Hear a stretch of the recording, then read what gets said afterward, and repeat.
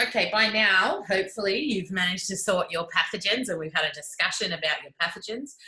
Ultimately, the dot point that's at the top of page 3 says that you need to understand invading cellular and non-cellular pathogens as a source of non-self-antigens. So that means essentially you need to know what is a cellular pathogen and what is a non-cellular pathogen. And that's all we're going to do in this little section. Just split the two. There are some pretty graphic images, so get ready, get comfortable. And we'll start off looking at bacteria. So again, you don't need to, we are on page 4. Okay, so on page 4, you have to create a mind map. So when you're creating your mind map, you probably want to start with pathogens in the middle. And then over one side, you're going to have cellular pathogens, and on the other side, you're going to have non-cellular pathogens. Okay, so we're going to create a mind map as we go through. So we're starting with cellular pathogens, and these are bacteria.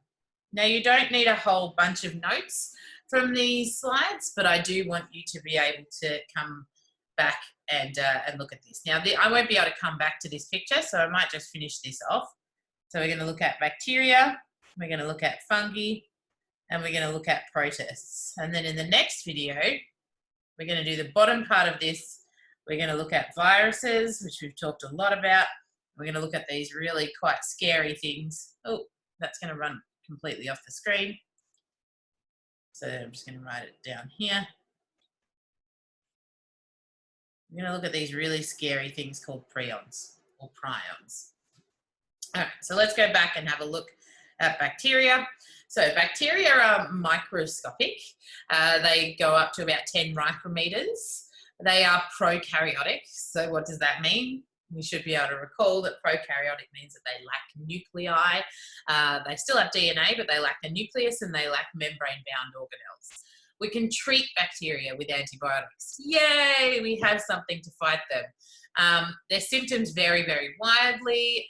They can reproduce by binary fission.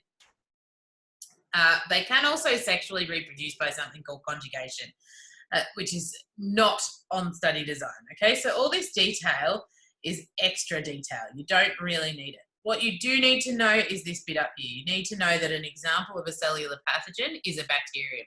That is your takeaway. So what I drew on that mind map just before, that's what you need to know. You need to know the difference between cellular and which ones are cellular and which ones are non-cellular. But they're so cool, I have to go through them. So here are some examples of some bacterial diseases. So you've got botulism. If you ever buy a can and the can is puffy, don't eat it, just throw it away. It's most likely got some botulinum toxin being produced by a bacterium within the can that hasn't been killed. So don't eat that. A lot of acne can be caused or can be accentuated by bacteria underneath. So you get some kind of buildup of sebum and buildup of oil in your skin, and then the bacteria will infect that, and that's when you get the really big, bad, pussy kind of pimples. Pneumonia. So there are 2 types of pneumonia. There is viral pneumonia and bacterial pneumonia, but one form is caused by bacteria. Gangrene, which is a pretty nasty one down the bottom here. Gangrene is caused by a bacterium getting into a wound and essentially just taking over that whole area. And there's no treatment. You can't actually stop it. It's just going to spread so fast that you end up having to amputate if it gets really bad. Tetanus down the bottom here. So down the bottom here, you can see this guy that's kind of bent over. Now, this guy that's bent over here, down here, his I'm just going to see if this is going to work. My pen seems to have stopped detecting itself. There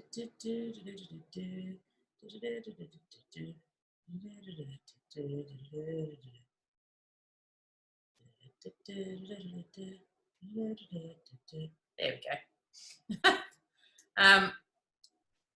So tetanus down the bottom there, that is a bacterium that ends up causing a whole bunch of toxin to be released, and it's called lockjaw. So it causes all of your muscles to contract. And if your muscles in your jaw contract, You can't open your mouth anymore. So that's called lockjaw because your jaw is locked tight. Also, all of these muscles, the stronger muscles win. So your back is very, very strong. And so all of those muscles contract and people would end up going like this. The last one that I've got as I've gone around here, this guy over here, this is syphilis. So syphilis was a big problem. It made people go crazy. It was a sexually transmitted disease. So a lot of sex workers and women that worked in brothels at the turn of the last century would end up with syphilis, and some of the wealthy men that frequented the brothels also ended up with syphilis, and they would go crazy.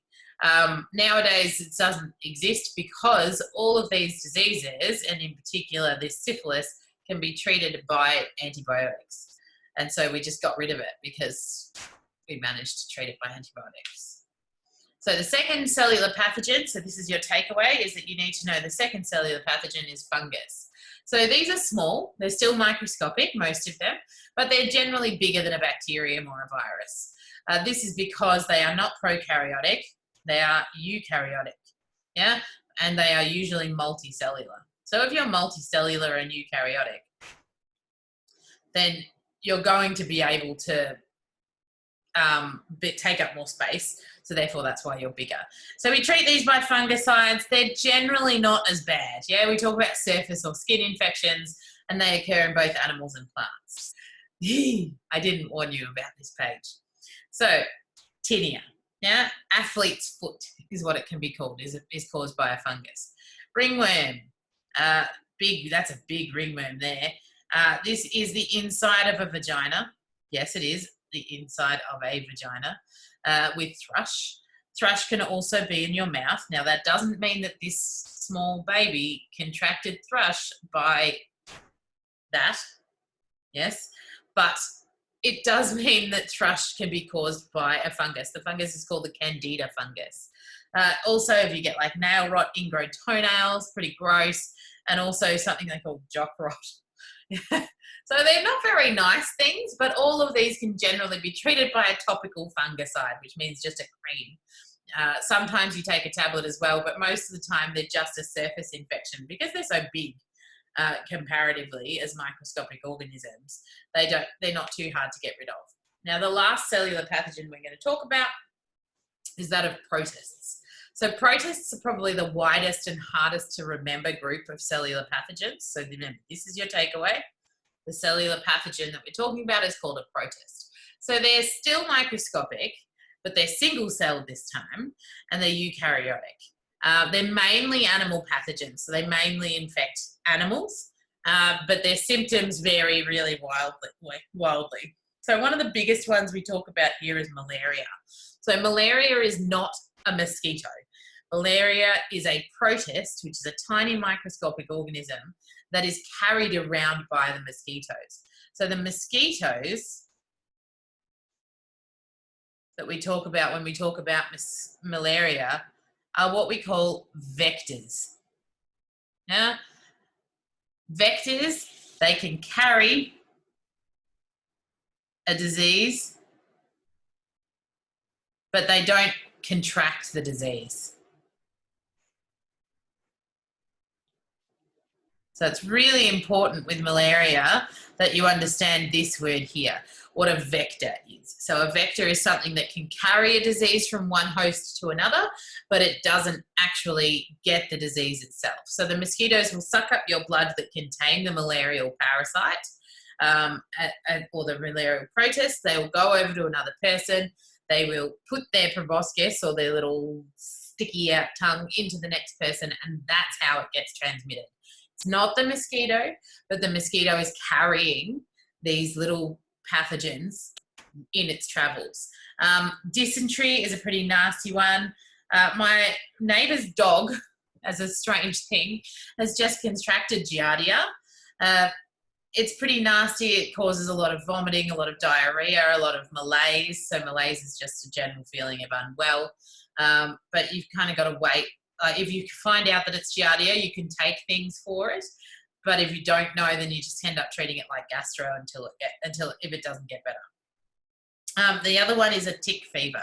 So a lot of these affect your animals. So we talk about malaria in the context of humans, same with Giardia and amoebic dysentery, but tick fever doesn't really affect humans. So these two here are pretty nasty for doggies too.